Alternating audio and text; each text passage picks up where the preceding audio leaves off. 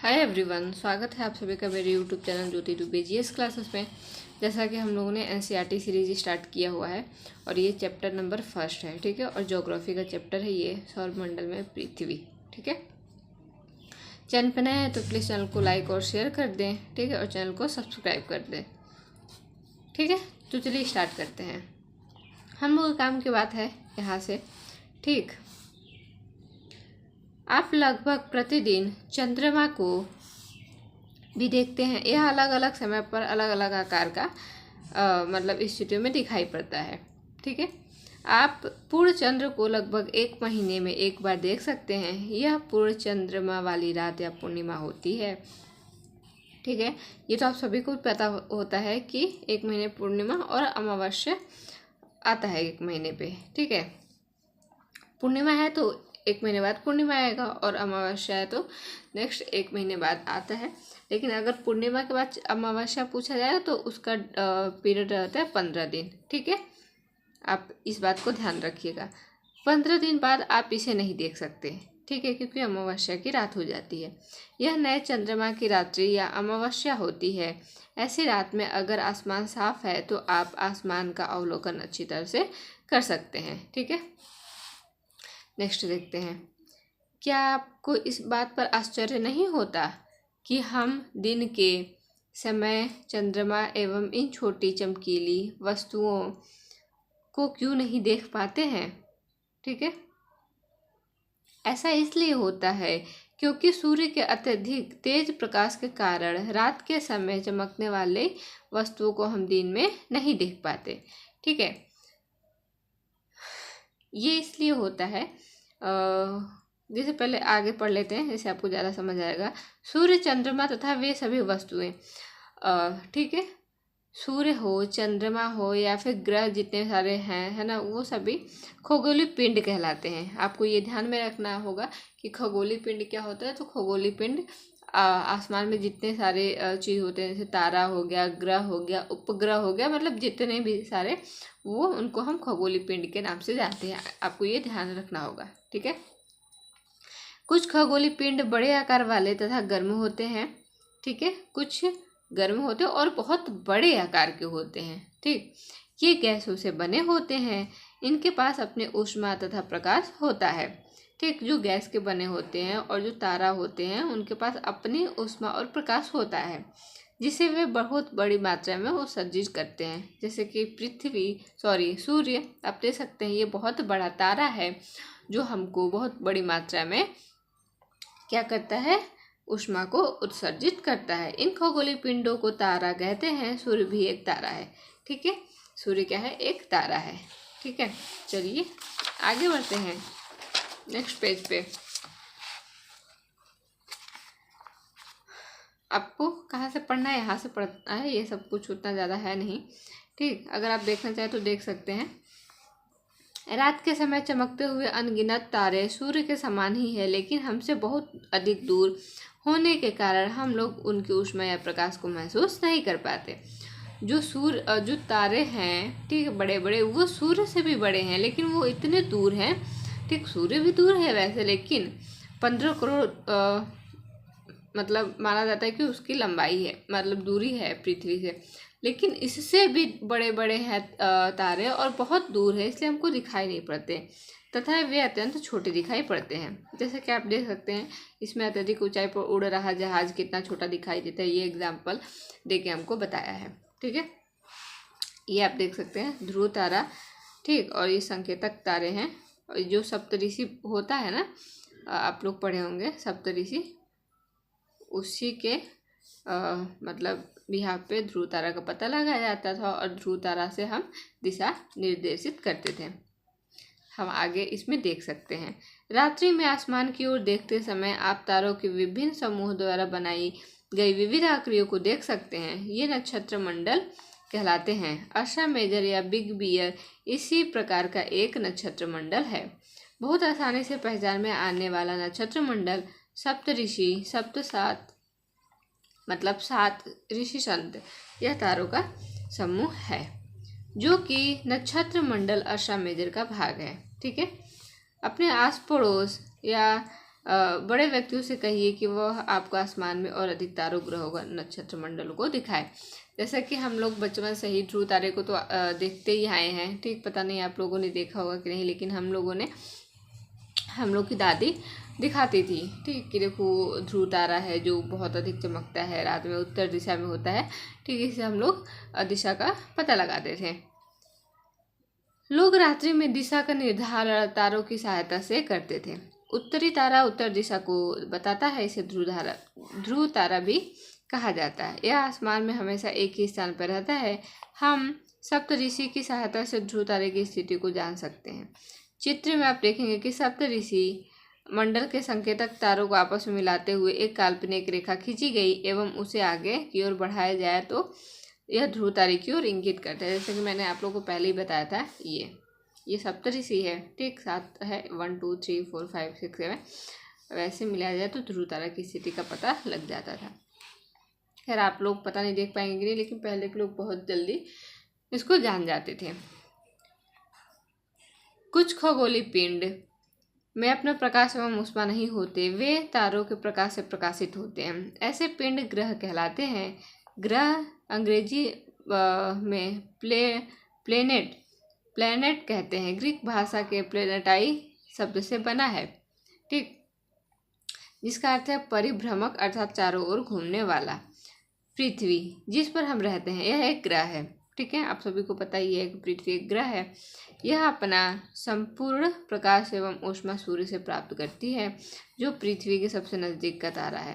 पृथ्वी को बहुत अधिक दूरी से, जैसे चंद्रमा से देखने पर यह चंद्रमा की तरह चमकती हुई प्रतीत होती है, ठीक है। नेक्स्ट देखते हैं। ये तो भाई बहुत ही महत्वपूर्ण ग्राफ है आप लोगों के लिए, ठीक। इसमें बताया गया है फिगर की सहायता से कौन कहाँ पे है। देखिए सबसे पहले हमारा सूर्य जो कि ग्रह है, ठीक है, बुध ग्रह उसके बाद आता है, ठीक। आपको ये याद रखना पड़ेगा कि कौन से किस क्रम में आता है, ये मतलब एग्जाम में पूछा जाता है लगाने के लिए, ठीक है। तो सबसे पहले सूर्य, उसके बाद बुध आता है, उसके बाद क्या है भैया, कहाँ गया, शुक्र, ठीक, शुक्र आता है। उसके बाद आता है हमारी पृथ्वी 3rd नंबर पे। आपको याद रखना है कि सीरियल वाइज जो है वो 3rd नंबर पे हमारी पृथ्वी है दूरी के हिसाब से। अगर दूरी के हिसाब से पूछा जाए तो पृथ्वी है, और आकार के हिसाब से अगर पूछा जाता है तो हमारा पृथ्वी 5वें नंबर पर आता है, ठीक है। आप देख सकते हैं 5वें नंबर पे 1 2 3 तो यही हो गया, ठीक। और इधर एक क्या है, नेपच्यून, ये भी छोटा ही दिख रहा है तो उसके हिसाब से पृथ्वी बड़ा ही दिख रहा है, ठीक। तो 5वें नंबर वो ऐसे दूरी के हिसाब से देखा जाए तो हमारा पृथ्वी आता है 3रे नंबर पे, 1 2 3, ठीक। और मंगल ग्रह फिर है क्षुद्र ग्रह की पट्टी। बहुत बार एग्जाम में पूछा गया है भाई साहब, क्षुद्र ग्रह की पट्टी किसके किसके मध्य होती है, तो आपको पता है ये मंगल ग्रह यहाँ पे है, बृहस्पति ग्रह यहाँ पे, इसके बीच में ये पाया जाता है क्षुद्र ग्रह की पट्टी, ठीक है। उसके बाद बृहस्पति जो कि सबसे बड़ा माना जाता है ग्रह, उसके बाद है शनि ग्रह, उसके बाद यूरेनस, फिर नेपच्यून। और हाँ, ये सारे, इन सारों के ऊपर जैसे ये पट्टी है ना, छल्ला इसको बोलते हैं, इन सबों के पास है, लेकिन इतना ये दूर है ना कि ये दिखाई नहीं देते हैं, ठीक है। अगर पूछेगा तो वैसे आगे है, इसमें हम पढ़ेंगे, ठीक। और ये सारे बाह्य ग्रह माने जाते हैं, बाह्य ग्रह, और ये आंतरिक ग्रह। क्षुद्र ग्रह की पट्टी के अंदर वाला ग्रह जो होता है वो हमारा कौन सा ग्रह होता है, ये होता है हमारा आंतरिक ग्रह, ठीक है। और ये छोटे होते हैं और ये ठोस होते हैं, ठीक। ये इनके बारे में आपको ध्यान रखता है कि ये बड़े होते हैं आकार में, ये गैसों के बने होते हैं, ठीक है। और क्या होते हैं ये, बताइए क्या होते हैं, ठीक, बताइएगा क्या होते हैं, ठीक। आपको इतना याद रखना है, गैसों के बने होते हैं और बहुत बड़े आकार के होते हैं, ठीक। और बाह्य ग्रह होते हैं। ये सब आपको देखना है तो देख सकते हैं, ठीक। इसमें क्या क्या है, बुध का है, सूर्य के चारों ओर एक परिक्रमण 28 दिन में लगाते हैं, ठीक। आप स्क्रीनशॉट लेना चाहे तो ले सकते हैं इसका, ठीक, मैं लगा दे रही हूँ अच्छे से, आई होप आप लोग को दिखाई दे रहा होगा। ठीक, स्क्रीनशॉट लेके आप पढ़ सकते हैं। बाह्य ग्रह, देखिए जैसे मैंने आपको बताया, आंतरिक ग्रह सूर्य के बहुत नज़दीक होते हैं, ये चट्टानों से बने होते हैं। ठीक है, बाह्य ग्रह जो हैं सूर्य से बहुत दूर होते हैं, तो आकार में बहुत बड़े होते हैं। ये गैस तथा तरल पदार्थों से बने होते हैं। ठीक, चलिए हम पृथ्वी को देख लेते हैं। किसी को देखें या ना देखें, पृथ्वी तो महत्वपूर्ण है ही। हमारी पृथ्वी सूर्य के चारों ओर एक परिक्रमण 365 दिन में करता है। ठीक, अपने अक्ष पर घूर्णन 1 दिन में, और चंद्रमा की संख्या 1 है। एक ही चंद्रमा है हमारे पृथ्वी के पास। ठीक, ये आपको याद रखना है। नेक्स्ट, ये मैंने खुद पढ़ रखा है एक बार। ठीक, तो जैसे कुछ पॉइंट मैंने अब इस बुक में नहीं है, तो मैंने कुछ यहाँ पे नोट कर दिया। जैसे उल्टी दिशा में घूमने वाले ग्रह कौन से? शुक्र और अरुण। ठीक, वैसे तो सारे सीधी दिशा में घूमते हैं, लेकिन जो उल्टी दिशा में घूमते हैं वो हैं अरुण और शुक्र। ठीक, सौरमंडल, पहले हम सौरमंडल को पढ़ते हैं। सूर्य 8 ग्रह, उपग्रह तथा कुछ अन्य खगोलीय पिंड जैसे क्षुद्र ग्रह एवं उल्का पिंड मिलकर सौरमंडल का निर्माण करते हैं। उसे हम सौर परिवार का नाम देते हैं। ठीक है, जिसका मुख्य सूर्य है। ठीक, सौरमंडल के नाम से जान सकते हैं कि सौर मतलब सूर्य का मंडल। ठीक, सूर्य, अब आइए हम एक एक करके पढ़ते हैं। सूर्य सौरमंडल के केंद्र में स्थित है। यह बहुत बड़ा है एवं अत्यधिक गर्म गैसों से बना है। इसका खिंचाव बल इससे सौरमंडल को बांधे रखता है। सूर्य सौरमंडल के प्रकाश एवं ऊष्मा का एकमात्र स्रोत है, लेकिन हम इसकी अत्यधिक तेज ऊष्मा को महसूस नहीं करते हैं, क्योंकि सबसे नज़दीक का तारा होने के बावजूद यह हमसे बहुत दूर है। सूर्य लगभग पृथ्वी से, आप देख सकते हैं, ये आप नोट कर सकते हैं कहीं भी, सूर्य लगभग पृथ्वी से 15 करोड़ किलोमीटर दूर है। आप समझ सकते हैं, अगर आपको मिलियन में पूछेगा तो 93 मिलियन माइल्स। ठीक है, 93 मिलियन माइल्स में आपको बताना होगा, याद रखना है। उत्पत्ति कहाँ से हुई इसकी, ये भी पूछा जाता है। तो ज्योग्राफी एक अंग्रेजी शब्द है। यह ग्रीक भाषा से लिया गया शब्द है, जिसका अर्थ है पृथ्वी का विवरण। यह 2 ग्रीक शब्दों से मिलकर बना है, जिनमें जी शब्द का अर्थ है पृथ्वी एवं ग्राफिया का अर्थ है लिखना। ठीक, आइए पृथ्वी के संबंध में और अधिक जाने। आई होप आप लोग को दिखाई दे रहा होगा, जियोलॉजी, मेट्री और आइड। ठीक, जियोलॉजी का मतलब होता है पृथ्वी का अध्ययन। ज्योमेट्री, जो कि मैथ में हम हमेशा से पढ़ते आए हैं। ठीक है, ज्योमेट्री मतलब क्या होता है? मापन, मापते हैं हम उसको, और पृथ्वी के आकार के अनुरूप आइड, जियोआइड। ठीक है,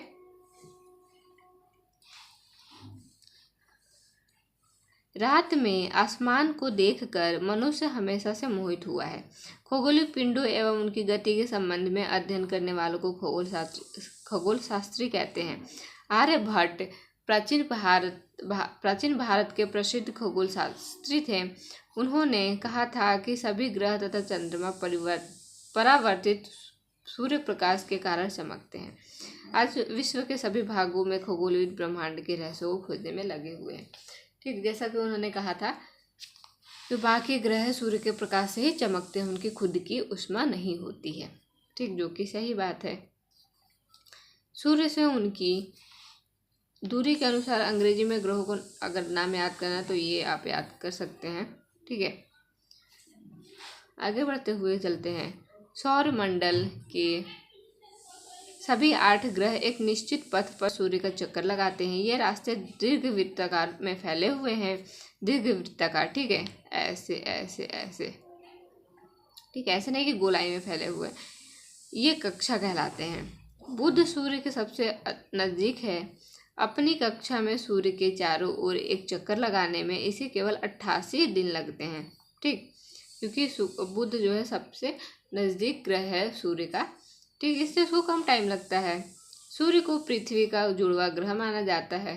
ठीक, शुक्र जो है ना, आप ये भी क्वेश्चन पूछा जाता है पृथ्वी का जुड़वा ग्रह कौन सा है। ठीक है, तो कौन सा है? शुक्र है, क्योंकि इसका आकार एवं आकृति लगभग पृथ्वी के ही समान है। अभी तक प्लूटो भी एक ग्रह माना जाता था, परंतु अंतर्राष्ट्रीय खगोलीय संगठन ने अपनी बैठक अगस्त 2006 में किया था, मैं यह निर्णय लिया गया कि ये खगोलीय पिंडी में नहीं आएगा क्योंकि ये पौनाग्रह है। ठीक है, उसको निकाल दिया गया। चलिए, महत्वपूर्ण प्रश्न। ठीक है, अगर आपको चंद्रमा की दूरी भी पता लगाना है, ठीक है, तो आप देख सकते हैं कितना है, इकाई, दहाई, सैकड़ा, हज़ार, 10,000, लाख, 3,84,000 किलोमीटर। ठीक। पृथ्वी सूर्य से दूरी के हिसाब से पृथ्वी तीसरा ग्रह है। आकार में यह पांचवा सबसे बड़ा ग्रह है। ठीक। यह ध्रुव के पास थोड़ी चपटी है। यह कारण है कि इसके आकार को भू आब, ये भी बहुत इम्पोर्टेंट है, भू आब से प्रश्न बनता है। भू आब क्यों कहते हैं? क्योंकि पृथ्वी चपटी है और ऐसे गोलाकार नहीं है पृथ्वी। आप लोग देखे होंगे ऐसे, मतलब ऐसे थोड़ा करके, मतलब ऐसे तो नहीं है, तो गोलाई में है लेकिन थोड़ा चिपटा हुआ। ठीक, इस तरह से। भू आपका अर्थ है पृथ्वी के समान आकार। ठीक। जीवन के लिए अनुकूल परिस्थितियां संभवतः केवल पृथ्वी पर ही पाई जाती हैं। पृथ्वी न तो अधिक गर्म है और न ही अधिक ठंडी। यहाँ पानी एवं वायु उपस्थित है जो हमारे जीवन के लिए आवश्यक है। वायु में जीवन के लिए आवश्यक गैसें जैसे ऑक्सीजन मौजूद है। इन्हीं कारणों से पृथ्वी सौरमंडल का सबसे अद्भुत ग्रह है। ठीक है, चलिए आगे देखते हैं। अंतरिक्ष से देखने पर पृथ्वी नीले रंग की दिखाई पड़ती है क्योंकि इसकी 2/3 सतह पानी से ढका हुआ है। ठीक है, इसलिए इसे नीला ग्रह कहा जाता है। ठीक है, ये इम्पोर्टेंट है, आपको ये सब तो रट्टा मार के रखना पड़ता है क्योंकि एग्जाम में यहाँ से प्रश्न भर भर के आता है। सीटेट हो या KVS, अभी तो BPSC TRE एग्जाम चर्चा में है। प्रकाश की गति लगभग इकाई, दहाई, सैकड़ा, हज़ार, 10,000, लाख, 3 लाख किलोमीटर प्रति सेकेंड। आप समझ सकते हैं सेकेंड है। इस गति के बावजूद सूर्य के प्रकाश को पृथ्वी तक पहुंचने में लगभग 8 मिनट का टाइम लगता है। ठीक है, एक ये है रोचक तथ्य। नील आर्मस्ट्रॉन्ग पहले व्यक्ति थे जिन्होंने 20 जुलाई 1969 को सबसे पहले चंद्रमा की सतह पर कदम रखा। मालूम करो कि ये सब तो कुछ है नहीं। चंद्रमा की रोशनी पृथ्वी तक पहुंचने में समय लगता है सवा सेकेंड, 1.3 सेकेंड। अगर करेक्ट पूछेगा तो 1.3 सेकेंड आपको बताना है। ठीक है, उपग्रह के बारे में पढ़ लेते हैं। एक खगोलीय पिंड जो ग्रहों के चारों ओर उसी प्रकार चक्कर लगाता है जिस प्रकार सूर्य चक्कर लगाता है, सूर्य के चारों ओर लगाते हैं। ठीक है, वो उपग्रह कहलाते हैं, जैसे चंद्रमा। मानव निर्मित उपग्रह एक कृत्रिम पिंड है। यह वैज्ञानिकों के द्वारा बनाया गया है जिसका उपयोग ब्रह्मांड के बारे में जानकारी प्राप्त करने एवं पृथ्वी पर संचार माध्यम के लिए किया जाता है। ठीक है, इसे रॉकेट के द्वारा अंतरिक्ष में भेजा जाता है एवं पृथ्वी के कक्षा में स्थापित कर दिया जाता है। अंतरिक्ष में उपस्थित कुछ भारतीय उपग्रह इनसेट, IRS और एडुसेट है। ठीक है, चलिए हम इतना पढ़ लिए तो चंद्रमा के बारे में पढ़ ही लें। आई होप आप लोग वीडियो अच्छी लग रही हो। प्लीज़ वीडियो को ज़्यादा से ज़्यादा शेयर करें और लाइक और चैनल को सब्सक्राइब भी कर लें। ठीक है, जैसे कोई इंसान मोटिवेट हो सके और अच्छी अच्छी वीडियो आपके लिए ला सके। हमारी पृथ्वी के पास केवल एक उपग्रह है। ठीक है, चंद्रमा। इसका व्यास पृथ्वी के व्यास का केवल 1/4 है।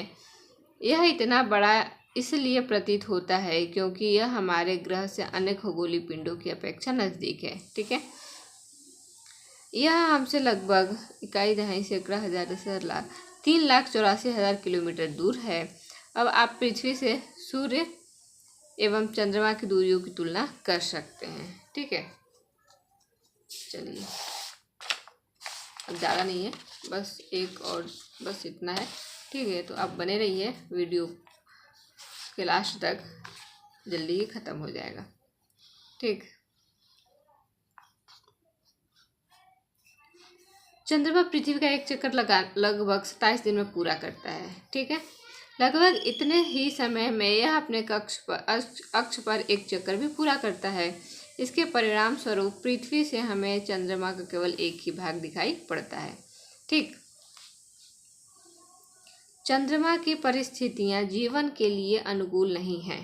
इसकी सतह पर पर्वत, मैदान एवं गड्ढे हैं जो चंद्रमा की सतह पर छाया बनाते हैं।